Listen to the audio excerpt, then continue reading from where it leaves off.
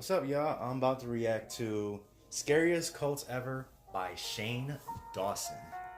Or on his thing now, it just says Shane. I never did actually watch one of his videos. It never was like, I heard about him, but it was never like I needed to see it. I did see people reacting to it, but I never saw the video. I was just like, oh, Shane Dawson, okay. But hey, man. Let's see what this is about. This sounds like creepy and like really weird. I kind of do want to check it out. And as usual, guys, if you hear something in the background, it will be my dog. Like it never changes in the first place. I don't know why I always gotta do that, just to make sure this freaking thing focuses on me. And I just got my hair braided yesterday. All I need to do is just get a line so I can fix this. And I gotta go see my new nephew later on. I don't think I'll make a video for that because I want to give them some privacy because they just had the kid literally yesterday. So anyway, let's hop right into this. And sorry. Hey, what's up, you guys? Yes, today we're going to be doing another creepy video, and this one is about the world's scariest cults.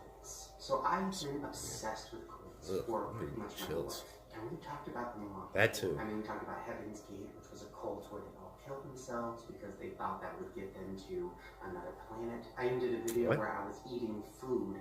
What is that? If you were in a cult. Well, today we're going to be talking about 3 of the scariest, most deadly cults of all time. And these stories are very, very fucked up, so I'm warning you, it's going to get really graphic and really intense. And I'm going to go really in detail on these 3 stories because they're so crazy. So, get ready. First, we're going to be talking about what happened to the Madame Morse cult in 1989. Now, this event was so fucked up and so shocking that the whole world was talking about it. Even Oprah did a whole episode dedicated to it. My guest today came from face Oprah? to face with the most hideous acts a human being can commit. When a drug smuggler's worship of evil led to the human sacrificial slaying of Texas student Mark Kilroy and 12 other victims. Okay, so here's what happened. In 1989, a 21-year-old student named Mark Kilroy went missing while on spring break. Him and his friends went to a place in Mexico called Matamoros. This was a really popular spring break destination. I think over 15,000 people go there at once. One night, him and his friends were hanging out at a bar called Garcia's. He left his friends for just a minute to go pee behind the bar, and that's where he disappeared. Now, his friends were so freaked out when they couldn't find him that they got American and Mexican police involved. Now, this became a huge deal. The media was talking about it. It was on the news. Everybody's wondering where Mark went. And his family and friends were hoping that maybe he would just pop up somewhere and have like a funny story about like, oh, I got lost and I was in Mexico, didn't know where I was, but here I am. And unfortunately, that did not happen. Now, as they were looking for Mark, a psychic came out in an interview and said that they had a vision of seeing Mark next to a big cauldron. Now, if you don't know what a cauldron is, that is a huge pot that witches use to remove their spells. Now, just a few days later, the police were tracking a drug dealer, and they were following him to this ranch. Now, they thought when they got to the ranch, they were going to arrest him and find all the drugs and find the drug dealers and, just arrest everybody. Now, what they found was much worse than that and fucking terrifying. Now, on the ranch, yes, they found drugs, but behind the ranch in a shed, they found something much darker. When they walked into the shed, they saw melted ritualistic candles, dried garlic strings, a machete that was splattered in blood. Damn. The scariest of all, 4 massive cauldrons that were filled with blood and human body parts. Yeah, the family that owned the ranch was doing drug deals in the front and was practicing black magic in the back. Now, the black magic they were practicing is called Palo Mayombe, and that involved human sacrifices, which ironically they were doing because they didn't want the cops to find their drugs. They thought if they killed and consumed people like they were food, that the magic would work and the cops would never find them. Now, in the cauldrons and outside the ranch, they found the bodies of 15 people, including Mark. Now, practicing the magic on this ranch was a cult, and the leader's name was Adolfo de Jesus Costanzo, and he went by the nickname The Godfather. Now, the police didn't just find bodies in the cauldrons, they found bodies mutilated all over the ranch. And they said it looked like the bodies had been worn, like they gutted them and put them on the clothes. The cult members drank their blood. eat their organs, and all of this was done because Adolfo said that if they did it, it would give them supernatural powers. And one of the supernatural powers was being invisible to the police, so they could get away with all of their drug deals. So here's another look at the ranch. This is a look at the killing fields, where Mark Kilroy and the others died, on a small ranch outside of Matamoros. Mark and the 12 other victims had fallen prey to the demonic tactics of this man, Adolfo de Jesus Constanza. Now, after all of that was found and all the evidence was taken in, the ranch was burned down to the ground. They were hoping that it would burn down and that would give the community peace. Now, the leader, Adolfo, fled to Mexico City with one of his followers, and the cops found him in an apartment building, dead. Him and his follower both killed themselves. Now, when the other cult members were found and questioned by the police, they admitted to everything, and they had no remorse. One of them even said while they were on trial, "Go ahead and shoot me. Your bullets will just bounce off." They thought that they were still invincible because they had eaten people. Well, all 14 members of the cult were convicted, and they are serving life sentences in prison. Okay, so this next cult we're going to talk about was in Uganda, and it's called the Ten Commandments cult, and it is dark. So this was a religion that started in Uganda. It was started by ex-priests, ex-nuns, and one former prostitute. The leader of this cult was a man named Joseph Kebateri. Now, for Uganda standards, Joseph was pretty wealthy and built a place for his religion. And he would pay for radio broadcasts to play his message to get more people to come to his compound. Now, what his religion stated was that he had a vision that the world was going to end on December 31st of 1999. Now, if you wanted to be a member of this religion and this cult, this is what you had to do. You had to give them any land that you owned, and you had to give them all the resources you had. If you did that, you would get faith healing, 2 meals a day, security, and a promise of eternal glory in heaven when the world ended on December 31st. Now, people were so scared of the world ending, and seeing this man who had money, who could build this compound was so exciting to them that they believed. And all of them were really poor, so the fact that they could get 2 meals a day just for joining a religion, they were all in. Now, some other things that they had to give up were sex and even speech. And if you had sex or spoke, you were punished. You could be separated from your families, or you could be beaten. So things were going along. You know, he had all of his followers doing manual labor, doing things for him. He was kind of like a god. And then December 31st, 1999 happened, and the world did not end. So obviously a lot of people were pissed and confused, and they were questioning whether or not this religion was real, whether or not he actually had a vision, and maybe he was lying. Well, he changed his story, and he said, actually no, the world is not ending today, but on March 17th of 2000, Virgin Mary is going to come back, and she's going to start the apocalypse. Now, a lot of them believed him, so they stayed, but what they didn't know was that date was actually the date that him and the rest of his founders were planning on killing all of the followers. Now, from December 1st to March 17th, when Virgin Mary was going to come back, he started selling some of his property off. He started getting ready to peace out. But the members had no idea what was going on. But if you were a member and you did question what was going on, he would send you to death. Well, then March 17th happened, and it was awful. He asked members of the cult to congregate in different areas of the church, and then he would sprinkle them all with gasoline and tell them to water. Then he would lock the door to the building, and they would light it on fire. The entire God. And all of the members died with it.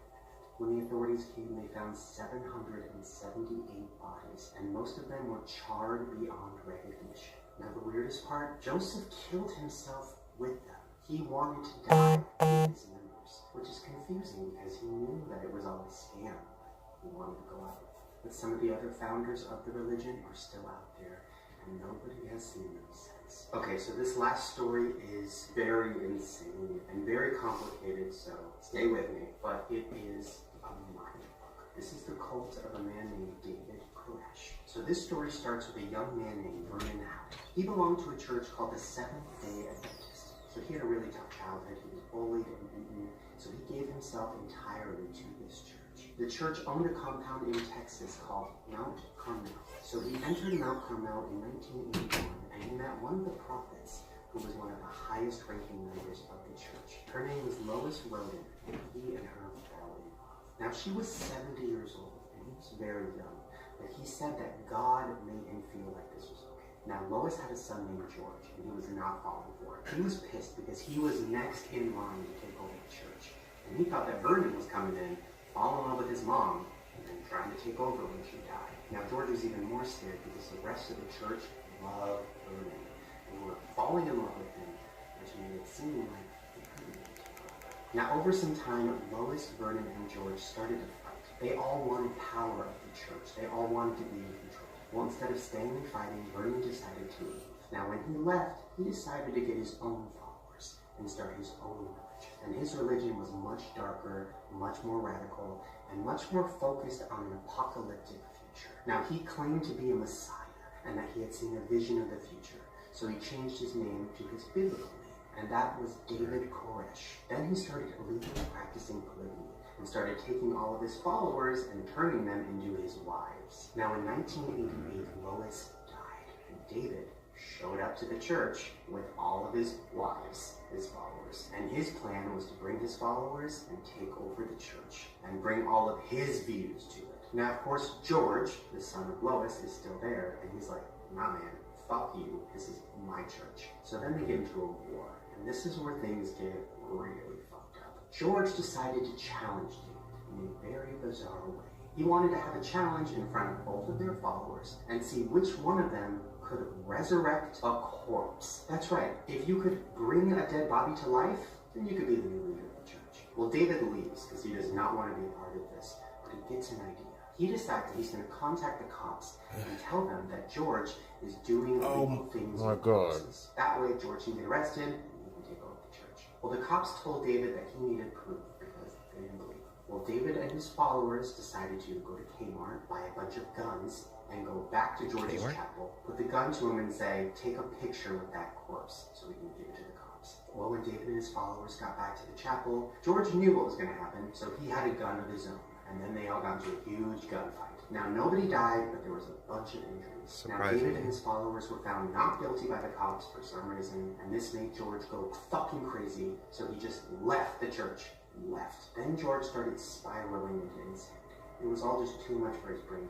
2 years later, he killed his roommate with an axe because he was convinced that David sent the guy to kill him. He's like, my roommate's gonna kill me. David set this up. So he killed him in the middle of the night with a fucking axe. Well, after that, he was sent to a mental institution and he died a few years later. So you're probably wondering what happened to David. Well, since George left, he decided to take over the church. The first thing he does when he takes over the church is gets rid of all marriages. So now all the women in the church are his wives. Now, some of the members were so freaked out and pissed that they left and they went to the cops. But most of the members trusted him because he said that he was having visions from God and that God told him, hey, no, I'm supposed to have all these wives. This is what's supposed to happen. He also wanted them to have a lot of weapons. So David started hoarding guns and explosives. Kind of turned the whole place into what looked like a military operation. But they all went along with it because it's what God said should happen.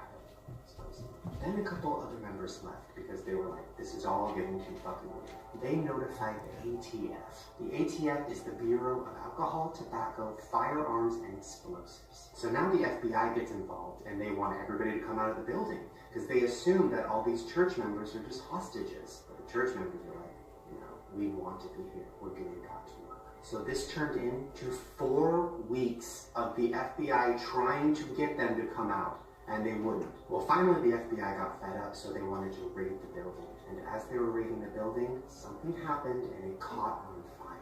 Now, some theories are that the church members lit it on fire themselves because they wanted to create a wall of fire between them and the FBI. Well, that plan did not work out. Fire erupted and it killed 75 members of the church, including 25 children.